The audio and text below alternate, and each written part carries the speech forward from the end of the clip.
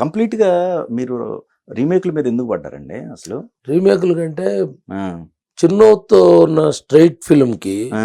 దానికొచ్చిన అప్లాస్‌కి హ్మ్. అలాంటి సబ్జెక్ట్స్ నాకు తర్వాత వర్కౌట్ అవ్వలే. ఆహాహా! ఆ! రెండో స్ట్రెయిట్ ఫిల్ము 'సేమ్ సింహం' ఓకే. అది మిస్‌ఫైర్ అయింది. హ్మ్.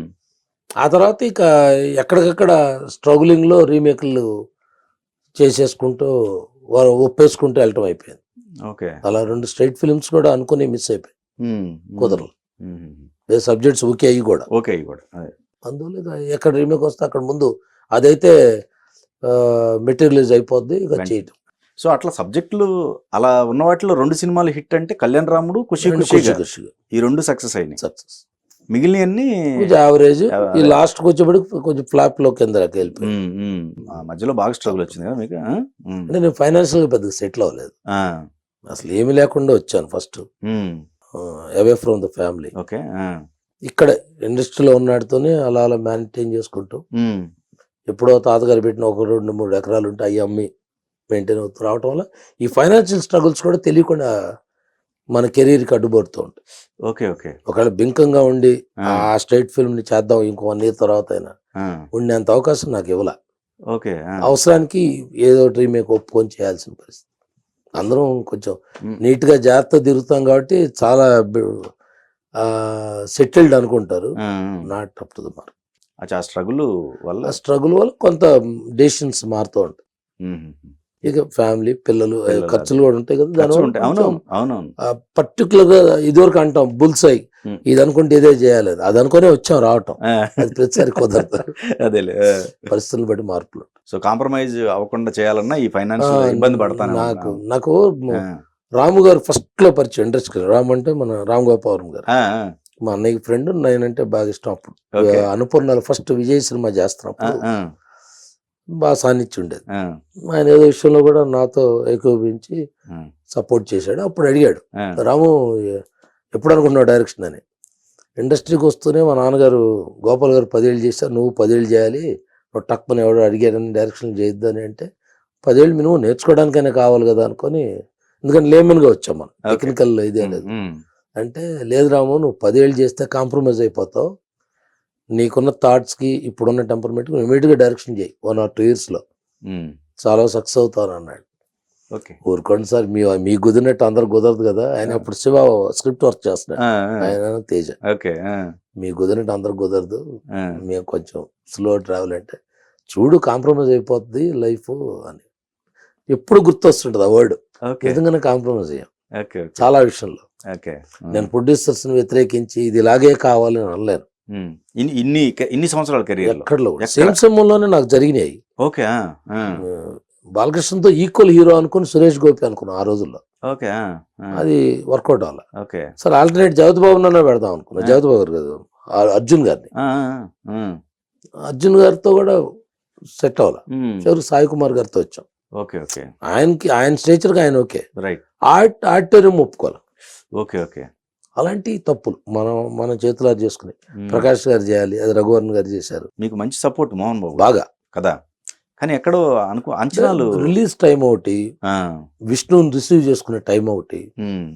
అక్కడ ఏదో మిస్ అయ్యాడు. సినిమా ఇప్పటికీ ఎవరు చూసినా చాలా బాగుంది కదా అంటారు ఆ! టీవీలో వచ్చినప్పుడు. ఓకే. ఓకే. సినిమా బాగుంటుంది, ఆ! మంచి సినిమా, వీళ్ళిద్దరూ చాలా బాగా యాక్ట్ చేశారు. ఆ! రిలీజ్ టైం ఒకటి, ఆర్టిస్ట్ని ఇప్పుడు మోహన్ బాబుతో తిరుగులేదు ఎప్పటికీ. ఓకే. ఓకే. విష్ణు అప్పటికి ఇంకా మన సినిమాటిల్ సినిమా అది రాలా, హ్మ్.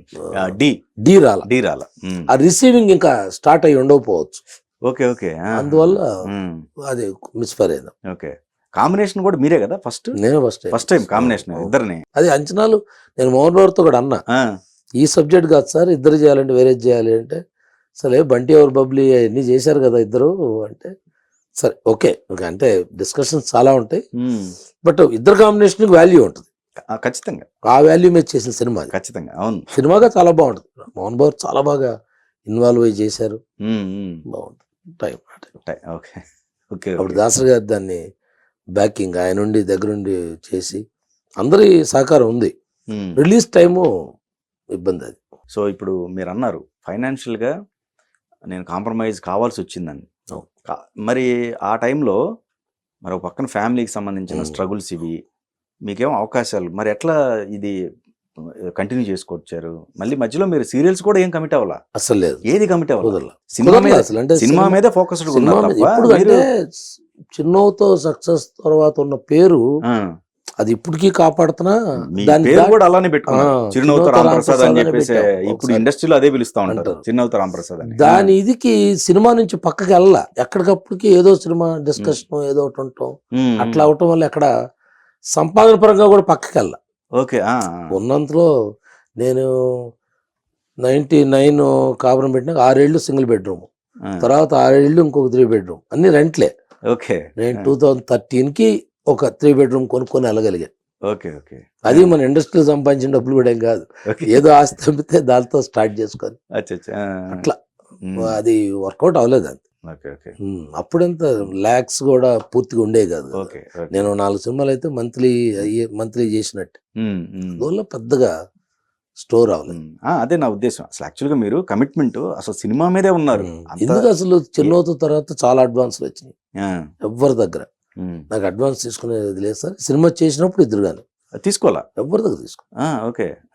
ఒక రామకృష్ణ బాబు అన్నగారి ఫోటో ముందు ఆయన 27,000 రూపాయలు చెక్ అనగానే కళ్ళగద్దుకొని తీసుకున్నా. అది సార్ ఇప్పటికీ ఆ రామకృష్ణ బాబుతో మాడతాం కానీ సినిమా చేయటం కుదరలేదు. ఎన్టీఆర్ ఆర్ట్స్ కూడా దానికి చేయాలి నేను రామకృష్ణ స్టూడియోస్, అది మేము కుదరలేదు, మిస్ఫైర్ అయింది. అట్లా కొన్ని పూర్ణచంద్రరావు ఆయన అట్లాగే అడ్వాన్స్ ఇచ్చారు పెద్దలు. ఆ పెద్దల అడ్వాన్స్ ని వాళ్ళ యొక్క ఆశీర్వాదంలాగా తీసుకున్నాం. ఓకే. ఆయనతో ఆ నలుగురు సినిమా చేద్దామని వర్కౌట్ చేసాం, కుదరలా. ఓకే. తర్వాత మళ్ళీ మా చంద్ సిద్ధార్థ చేసాం. ఆయన మళ్ళీ అటు వచ్చారా?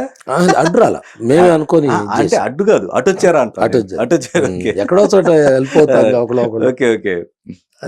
మదన్తో ట్రావెల్ అయ్యాం చాలా అప్పుడు. ఓకే. అప్పుడు చాలా అనుభవాలు అయ్యి. భాగ్యరాజ్ గారితో చూస్తున్నాం, డివి నరసరాజు గారితో కూర్చున్నాం. పూర్ణచంద్రరావు బాగా సీనియర్ మోస్ట్ లక్ష్మీ ఫిలిమ్స్ అంటే. మదన్ గారు అప్పుడే సినిమా స్టార్ట్ అవ్వలేదు కదా, ఫస్ట్ సినిమా అది. నేనే రైటర్ గా ట్రావెల్ అయ్యింది. ట్రావెల్ అయ్యి ఆయనతో చానాళ్ళు ఇదైనా ఆ నలుగురు ఆల్మోస్ట్ ప్రకాష్ రాజ్ గారు చెప్పడం, ఆయన 15 days అక్కడ భాగ్యరాజ్ గారు తమిళ్లో చేసేటట్టు 15 days ఆర్ఎఫ్సీలు సెట్ అంత అనుకున్నాం. ఆ నలుగురు ఫస్ట్ ప్రకాష్ రాజ్ గారు అయితే ప్రకాష్ రాజ్ గారు చేయలేదు, నేషనల్ అవార్డు సెటప్ అది. Okay. Okay. Okay. Purnachandrarao planning అది. తమిళ భాగ్యరాజ్ గారు చేసేటట్టు, ఆయన డైరెక్షన్, ఆయన హీరో. అది ఈయన సైమల్టైన్స్ గా తెలుగు 15 days తెలుగు చేసుకుంటే 15 days తమిళ్ చేసేటట్టు అలా ప్లాన్ చేసుకుంది.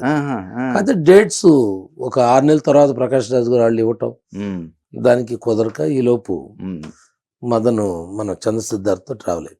ఓకే. ఓకే.